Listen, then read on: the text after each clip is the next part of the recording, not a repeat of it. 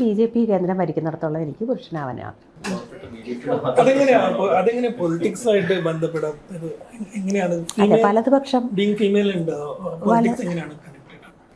വലതുപക്ഷം എപ്പോഴും അങ്ങനെയാണ്. വലതുപക്ഷത്തിൻ്റെ ഒരു ചിന്താധാര, വിചാരധാര എപ്പോഴും സ്ത്രീയുടെ രണ്ടാം തരം പൗരത്വത്തിൽ അധിഷ്ഠിതമാണ്. അതത്ര എവിഡൻ്റ് ആണോ? ആയിക്കോളും. Just wait. നീ ഒരു പെണ്ണാണ് എന്ന് ഓർമ്മിപ്പിക്കാൻ ആരെങ്കിലുമൊക്കെ ഇല്ലാതിരുന്നെങ്കിൽ ഞാനത് മറന്നു കളഞ്ഞേനെ. ഞാനത് മറന്നുപോയേനെ. എനിക്കത് ഓർമ്മയേ വരില്ലായിരുന്നു.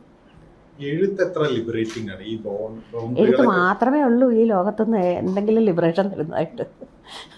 ബാക്കി എങ്ങോട്ട് പോയാലും ഒരു പാവപ്പെട്ട സ്ത്രീയുടെ ജീവിതം ഭയങ്കര റെസ്ട്രിക്ഷൻസ്. അത്ര മോശമാണോ ഒരു സ്ത്രീ ജീവിതം?